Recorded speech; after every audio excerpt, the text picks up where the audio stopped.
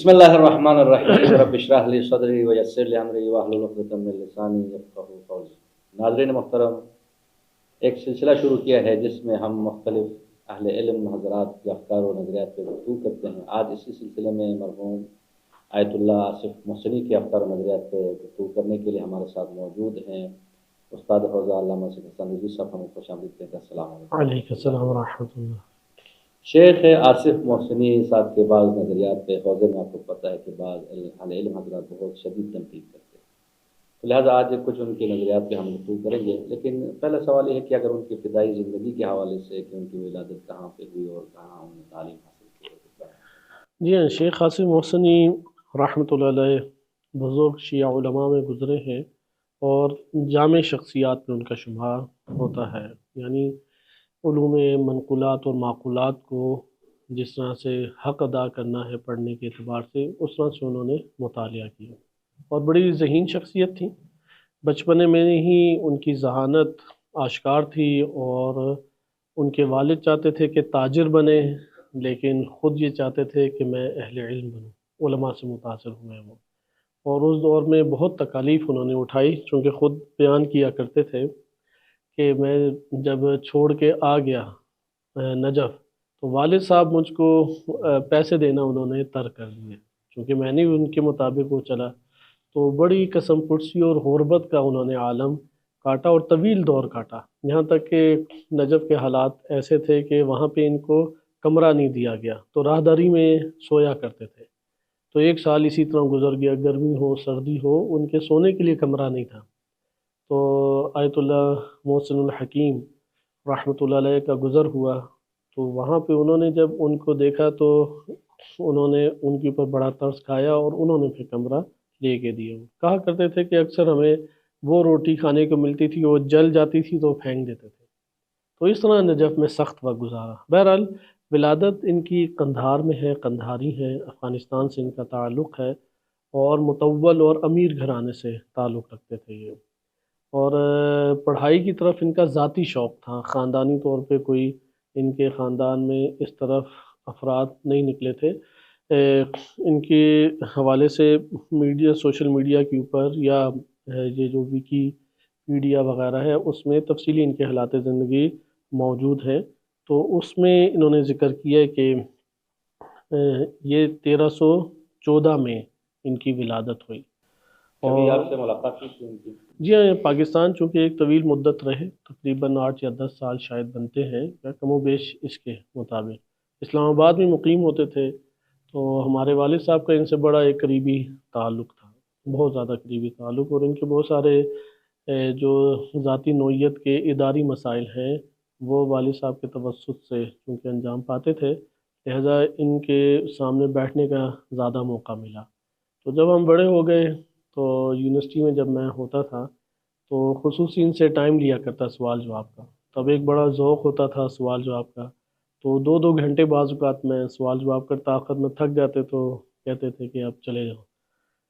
تو سوال جواب سے بہت استفادہ بھی کیا، خصوصاً جو علم حدیث اور علم رجال میں سوال جواب ہیں اس میں کافی استفادہ کیا۔ اچھا، آپ نے علم حدیث کا ذکر کیا تو مشہور ان کے بارے میں یہ ہے کہ علم حدیث کے حوالے سے متشدد آدمی تھے، یعنی قبول حدیث کے حوالے سے، تو کیا یہ درست ہے؟ متشدد کہنا ظاہراً درست نہیں ہوگا، کیونکہ ہمارے ہاں علم رجال کے 2 منہج ہیں، 2 روشیں ہیں۔ ایک کو کہتے ہیں وثاقت راوی کی اساس کے اوپر حدیث کو لینا، جو آیت اللہ خوئی رحمۃ اللہ علیہ کا منہج تھا، اگرچہ ہم قدامہ و متاخرین کے باب سے دیکھیں تو یہ نادر منہج ہے، اکثر ہمارے علماء اس کے قائل نہیں رہے، لیکن آیت اللہ خوئی رحمۃ اللہ علیہ نے اس منہج کو اختیار کیا۔ آیت اللہ خوئی رحمۃ اللہ علیہ کی خوبی یہ تھی، ان کا بیان بڑا اچھا تھا، بہت علمی طور پہ امیر شخصیت تھی اور شاگرد پرور شخصیت تھی، یعنی انہیں بہت شاگرد ملے اور ان شاگردوں نے پھر کام کیا، جیسے معجم رجال الحدیث آیت اللہ خوئی رحمۃ اللہ علیہ کی ان کی طرف منسوب ہے، لیکن وہ ساری ان کے شاگردوں نے کام کیا، وہ ناظر تھے، مشرف تھے، اس کے اوپر سپرویژن میں ان کے لکھی گئی، لیکن شاگردان کا بھی خلوص ہے، انہوں نے اپنے نام اس میں نہیں آنے دی، صرف آیت اللہ خوئی کا نام اس کے اوپر چلا۔ تو آیت اللہ محسنی بھی اس ٹیم میں شامل تھے، جو معجم رجال الحدیث کی ٹیم بنی تھی کہ جو سارے چیزوں کو اکٹھا کرتی اور مرتب کرتی، اور وہ پھر ان کی نظارت میں تالیف یہ پائی تھی، اس کا یہ حصہ تھے، اور اسی وقت انہوں نے یہ ارادہ کیا کہ جب میں یہ پورا کا پورا ایک دورہ کر رہا ہوں اول سے آخر تک حدیث کا، تو کیوں نہ میں اس میں سے معتبر حدیث کو جم کر کے جدا کر لوں۔ تو انہوں نے اس کے اوپر ایک طویل وقت گزارا، اور ان احادیث معتبرہ جو ان کی نگاہ میں بار بار انہوں نے یہ بات کی جو میں اپنا منہج و روش رکھتا ہوں، اس کے تحت میں نے معتبر احادیث کا یہ مجموعہ وجود دیا۔ بہرحال دو منہج ہے، ایک ہے وثاقت راوی اور ایک ہے ہمارے پاس موثوق بہ۔ موثوق بہ یعنی قرائن کی مدد سے آپ کو متن حدیث کا اطمینان ہو جائے کہ یہ معصوم سے صادر ہوئی ہے، تو یہ قرائن آپ کے لیے کافی ہیں۔ ان قرائن میں سے ایک قرین ہے وثاقت راوی۔ آیت اللہ خوئی رحمۃ اللہ علیہ کے شاگرد اکثر بیشتر وثاقت راوی کے قائل ہیں، اس لیے آج کے دور میں حجاجات علم اور قم اور نجف ہر دور میں آیت اللہ خوئی رحمۃ اللہ علیہ کا منہج غالب آ گیا۔ اس کے مقابلے میں آیت اللہ بروجردی کا منہج تھا۔ یہ اہل سنت کی روش ہے ابن رجال میں، کہ جس میں آپ وثاقت راوی پہ آپ فوکس کرتے ہیں، اور نشیوں میں تو معروف ہی تفسیر قدماء کے ہاں وہ صرف کتابوں کی وثاقت کے حوالے سے کہ کتاب امام سے منسوب ہے یا خاص صحابی سے، تو جب وہ کتاب اگر ثابت ہو جائے تو پھر جتنی روایت اس کتاب کے اندر ان کو قبول کریں۔ نہیں، اس طرح سے بھی نہیں۔ آپ اہل سنت کے اگر آپ مطالعہ کریں علم رجال کا، اس میں وثاقت راوی بھی پایا جاتا ہے، اور ہم جنہیں قرائن کہہ رہے ہیں وہ تو بہت آسانی سے ہم بہت سارے قرائن کو اس کی قوت نہ ہونے کی وجہ سے ترک کر دیتے ہیں، جبکہ اہل حدیث تو اس پر عمل کر رہے ہوتے ہیں۔ مثلا خبر واحد جو ہے وہ ظن کا فائدہ دیتی ہے، اور یہ ظن معتبر، اس کی حجیت کو بڑی طولانی بحثیں ہیں اصول فقہ میں ثابت کیا گیا۔ اہل سنت اس کو ظن نہیں لیتے ہیں، وہ اسے یقین کے درجے پہ لیتے ہیں۔ بخاری مسلم کو کہتے ہیں ہمیں ادھر کی ہر خبر واحد سے یقین حاصل ہوتا ہے۔ البتہ ان کے ہاں بھی آراء اس حوالے سے مختلف ہے۔ اہل حدیث منہج ہے، حنفی منہج ہے، چونکہ حنفی عقلی امور کو زیادہ اس کے اوپر ناظر قرار دیتے ہیں، اس لیے وہ وثاقت راوی پہ تو حنفی رکتے ہی نہیں ہیں۔ تو لیکن آیت اللہ خوئی کا جو منہج ہے وہ شیخ قاسم محسنی رحمۃ اللہ علیہ نے اختیار کیا، اور اپنے مبانی قواعد رجال کے عنوان سے انہوں نے تحریر کی بحوث فی علم رجال، ان کی بڑی خوبصورت اور بہترین کتاب ہے، اس میں انہوں نے سارے مبانی اس کے اندر درج کیے ہیں، اور اس کی اساس کے اوپر انہوں نے کتابوں کی پھر تطبیقی طور پہ حدیثوں کو نکالا، یعنی جو ہونا چاہیے وہ انہوں نے کیا۔ مثلا اس سے کیا مراد ہے؟ اس سے مراد یہ ہے کہ ایک طالب علم جب قواعد پڑھتا ہے اور قواعد کو پڑھتے پڑھتے پھر تحقیقی طور پہ بعض اصولوں اور قواعد کو لے لیتا ہے، تو ہونا یہ چاہیے کہ جو اس نے تحقیقی طور پہ اعتماد جن قواعد اور اصولوں پہ کیا ہے اور انہوں نے تحقیقی طور پہ لیا ہے، اب اس کی مدد سے دین کو حاصل کرے، اس کی مدد سے علوم کے اندر کام کرے۔ تو ہمارے ہاں تضاد اس حوالے سے اکثر بیشتر ہمیں دیکھنے کو مل جاتا ہے حوزے میں، کہ قواعد تو اس نے پڑھے ہیں، پڑھائے بھی ہیں، درس خارج بھی دی ہیں، لیکن جب تطبیق کے مورد میں آتا ہے تو ان سب کو ہر جگہ پہ نہیں جاری کرتا۔ مثلا فقہ میں جاری کر دے گا، اخلاق میں جاری نہیں کرے گا۔ اچھا، فقہ میں بھی موارد آ جائیں عزاداری کے، تو وہاں پہ ممکن ہے کہ اس طریقے سے جاری نہ نظر آئیں، اور اس میں اپنا جو ایک قلبی تعلق ہے اس کو کچھ ہمیں غلبہ دکھائی دے دے، یہ ہمیں موارد مل جاتے ہیں۔ شیخ قاسم محسنی رحمۃ اللہ علیہ کی خوبی یہ تھی کہ انہوں نے جو مبنا قرار دیا تحقیق کر کے، اصل مبنا تو آیت اللہ خوئی کا ہے وثاقت راوی، لیکن اس میں جو انہوں نے تحقیقات کر کے، چونکہ بعض جگہوں پہ اختلاف جزوی کیا ہے، مثلا تفسیر قمی یا کامل الزیارات کے موارد میں ان کی نظر میں ثابت نہیں ہے یہ منبع، جو ہم تک نہیں پہنچا، لکھی گئی کتابیں ہم تک نہیں پہنچا۔ تو اس طرح سے انہوں نے اپنے طور پہ اختلاف کیا، جیسے اختصاص شیخ مفید کو قبول نہیں کرتے تھے، امالی کو عموماً قبول نہیں کرتے تھے سوائے شیخ صدوق کے، اعتراضات انہوں نے کیے ہیں، بصائر الدرجات کو قبول نہیں کیا، کہا کہ یہ لکھی گئی ہیں، لیکن پہنچنے کے اعتبار سے اعتراضات انہوں نے کیے۔ انہوں نے اب معتبر حدیثیں پھر اس کے مطابق لے کے آئے، لہٰذا ایسا آپ کو ان کی جو معروف کتاب ہے معجم الاحادیث المعتبرہ، ایسا مل جاتا ہے کہ ایک راوی ہے، اس کو آیت اللہ خوئی رحمۃ اللہ علیہ اپنے مبانی کے تحت ترک کرتے ہیں، لیکن یہ اپنے مبانی کے تحت قبول کرتے ہیں اور اس کی ساری روایتیں لے کے آئے۔ تو یہ ہمارے پاس اس طرح سے موارد ہیں کہ ان کی خوبی یہ ہے کہ جو مبنا انہوں نے علمی طور پہ اختیار کیا اسی کو فقط تطبیق کیا، اور جو اس سے ٹکرا رہا تھا اس کے بارے میں اپنی نظر بار بار یہ کہتے تھے یہ میری نظر اور میری تحقیق ہے کہ میں اس کو اس طور پہ قبول نہیں کرتا۔ لیکن ہم دیکھتے ہیں کہ حوزہ علمیہ میں مرحوم آیت اللہ خوئی کی اتنی مخالفت اس حوالے سے نہیں ہے، لیکن ان کی جو کتاب ہے مشاط البحار ہے، یا ان کے مبانی کے مطابق جو کتاب لکھی گئی المعتبر من البحار، تو حوزے میں بہت شدید اس کی مخالفت کی گئی، اس کی بنیادی وجہ کیا ہے؟ جی ہاں، حوزہ علمیہ کی ساری مخالفتیں بعض جگہوں پہ جلد بازی میں بات کر دی جاتی ہے۔ بعض اوقات ایک جو نیا کام سامنے آتا ہے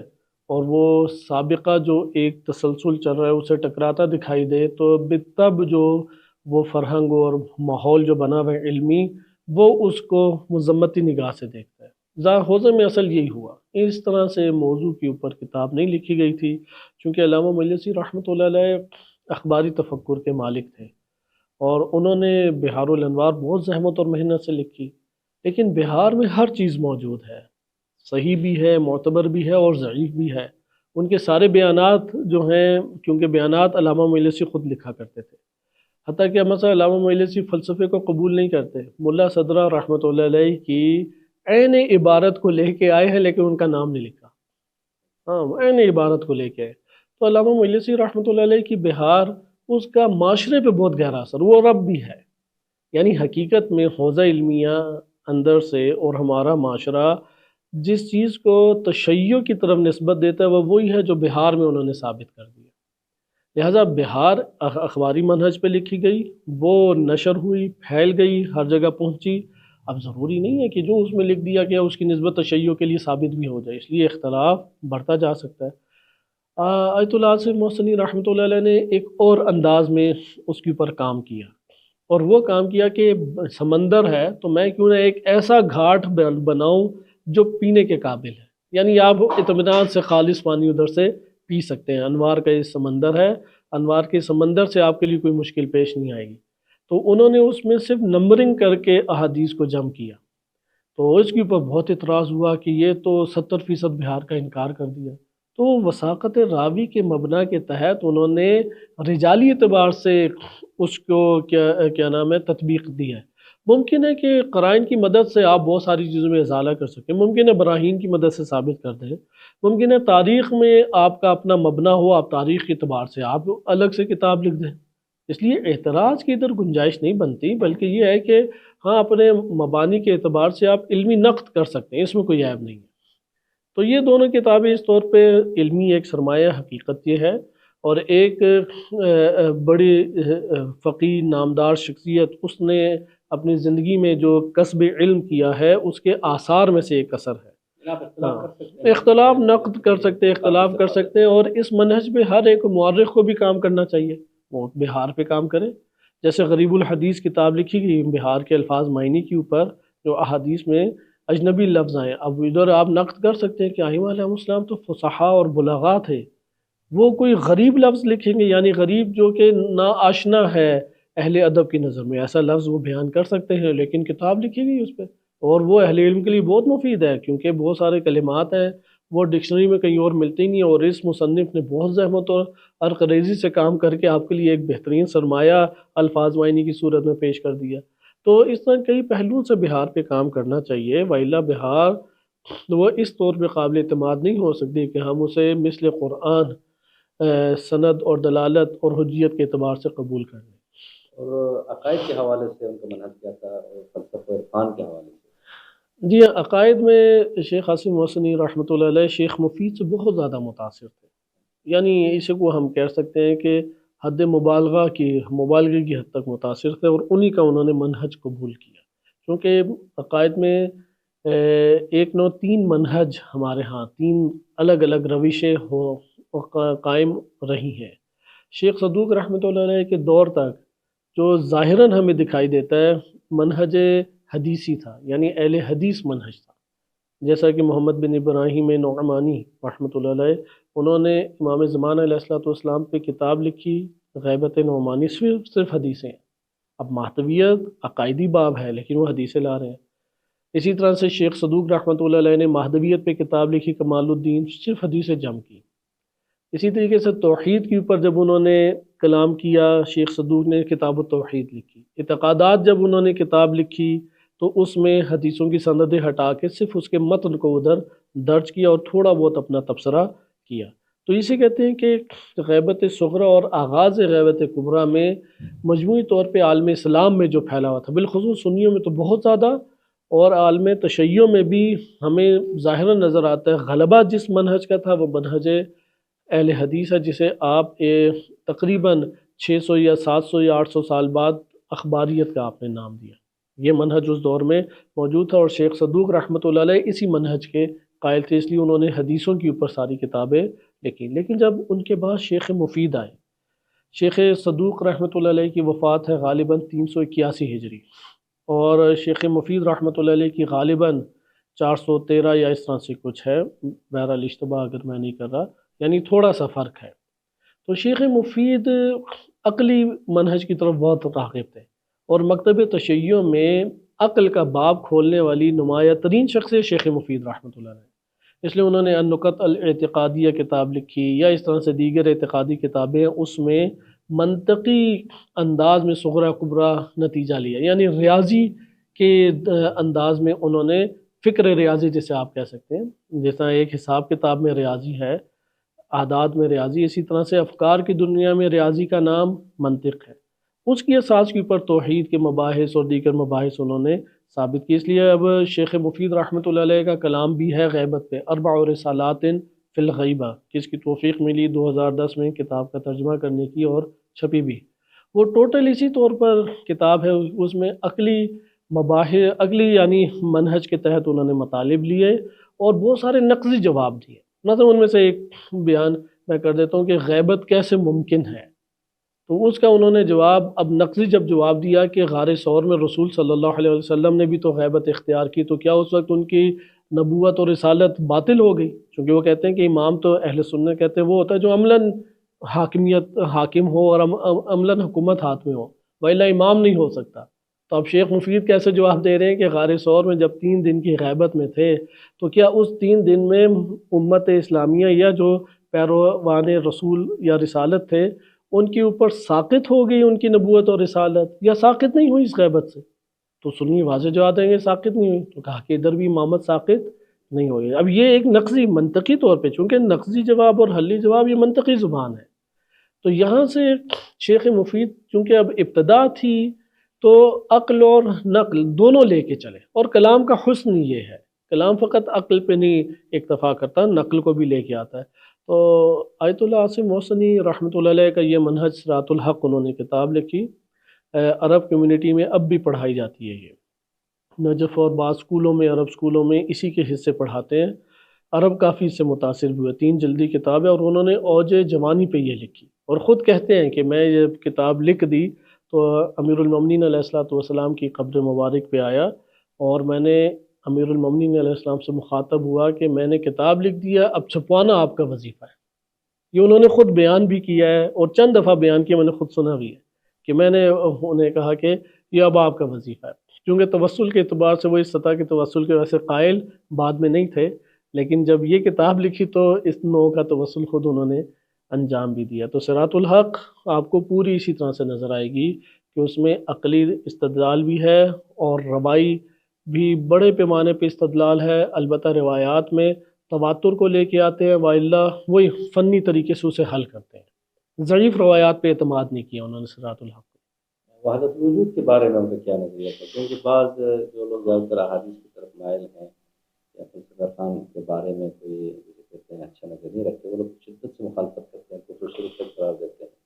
تو ان کا بھی سوال سے کوئی نظریہ ہے؟ جی ہاں، چونکہ اہل علم شخصیت تھی، ان کے مسائل عقائدی دنیا میں اور سیاسی دنیا میں کچھ متفردات بھی اپنے ان کے موجود ہیں۔ قائد لطف کے بہت زیادہ جیسے وہ بہت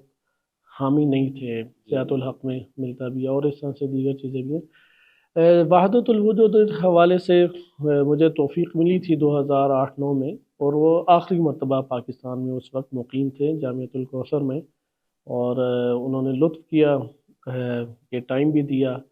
تو 2 سے 3 دن میں ملاقات کے لیے جاتا رہا، اور بڑا خستہ ہو جاتے تھے چونکہ بزرگ ہو گئے تھے۔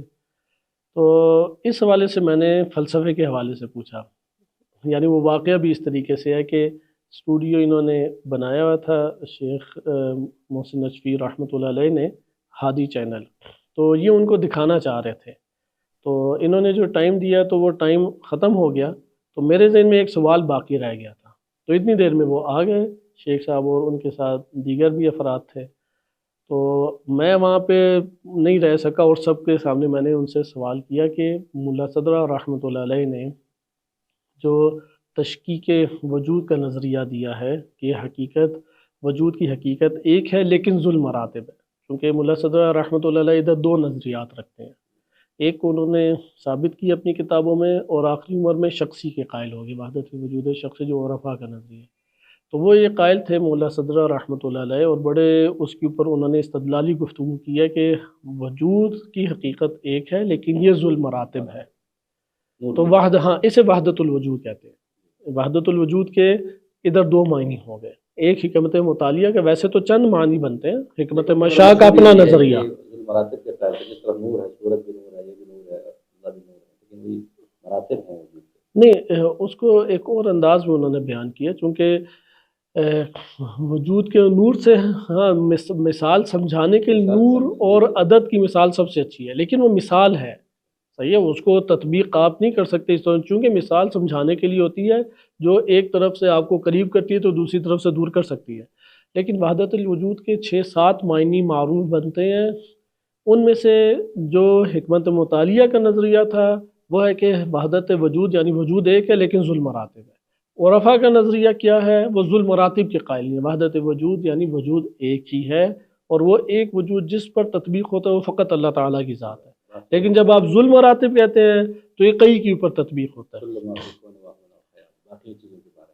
ہاں، وہم اور خیال اس معنی میں کہ اگر اللہ سبحانہ و تعالیٰ کو ہٹا دیں تو یہ سارے وہم اور خیال ہیں، لیکن اللہ تعالیٰ کے وجود کے قائل ہو جائے اور اس سے یہ ساری کی ساری چیزیں چل رہی ہیں، وہ اسے مظاہر کہیں، اسے تجلی کہیں، اسے خلقت کہیں، اسے ایجاد کہیں، جو بھی نام دے دیں،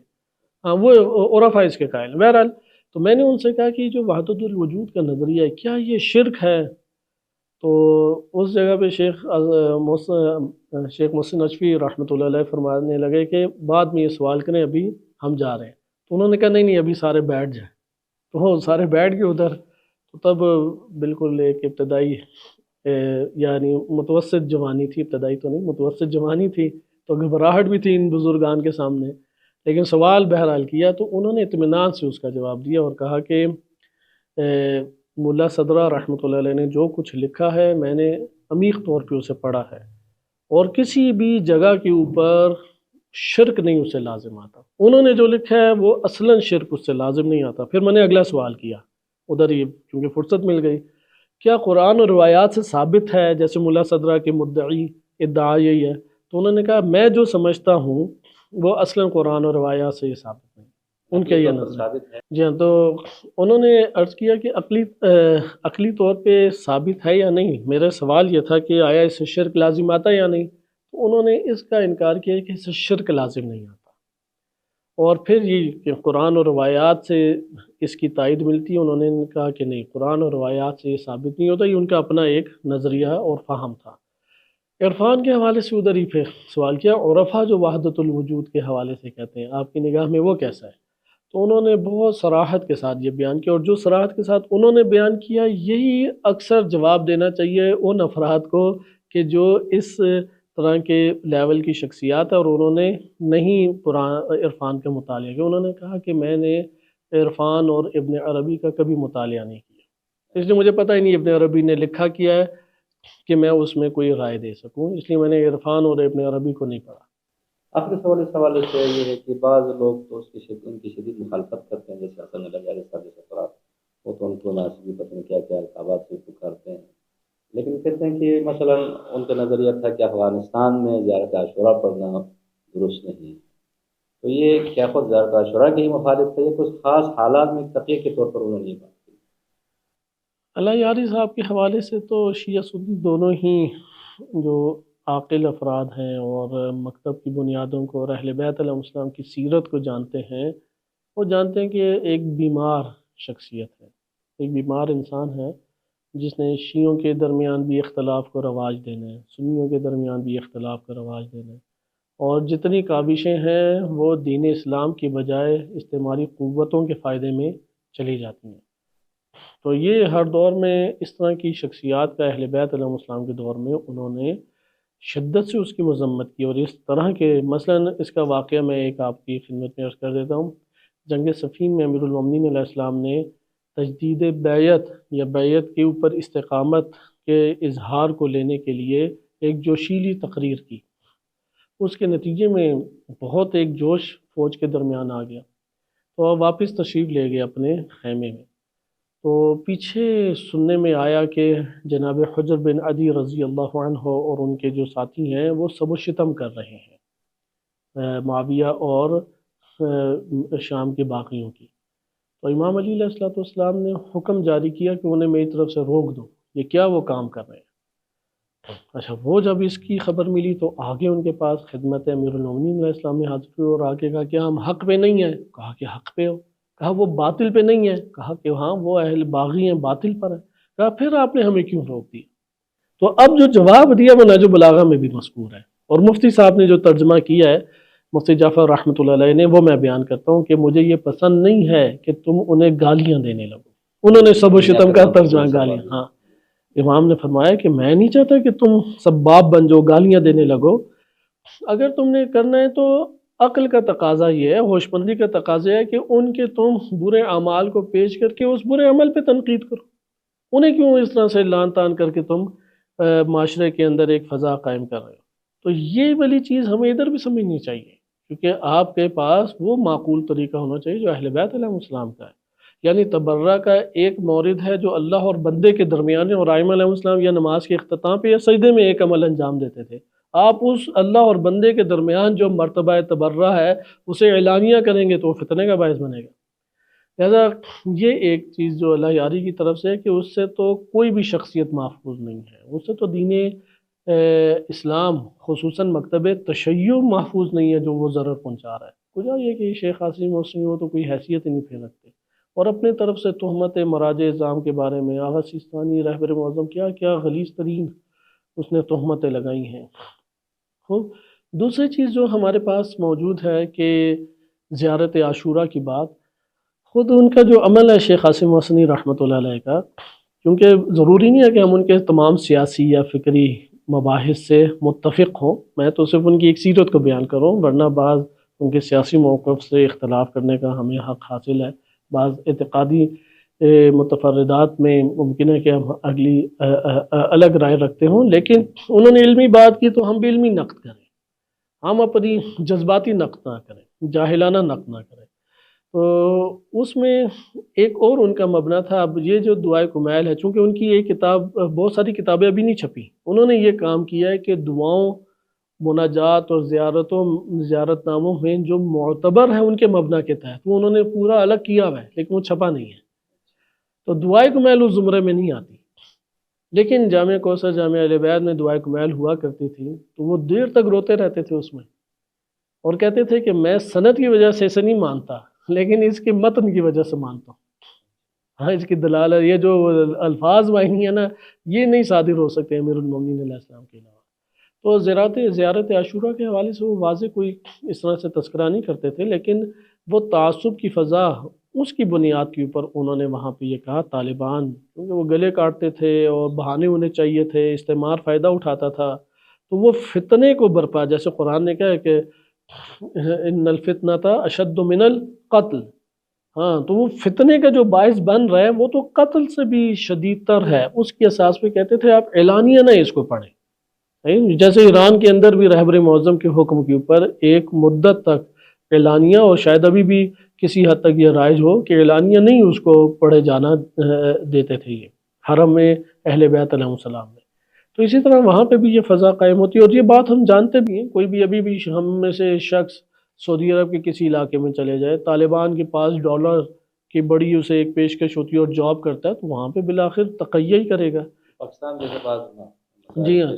اس وجہ سے شیخ قاسم محسنی رحمۃ اللہ علیہ خلفاء کے نام کے ساتھ رضی اللہ ادھر واضح طور پہ لگاتے تھے۔ وہ کہتے تھے، حالانکہ انہوں نے ایک کتاب لکھی صحابہ کرام کے عنوان سے، لیکن اپنے نام سے نہیں چھاپی،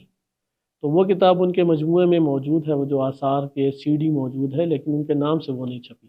تو کوئی بھی شیعہ شخص اہل بیت علیہ السلام کے مخالف کی محبت دل میں نہیں رکھ سکتا، اگر اس سے کسی جگہ پہ حالات کے تقاضے کے تحت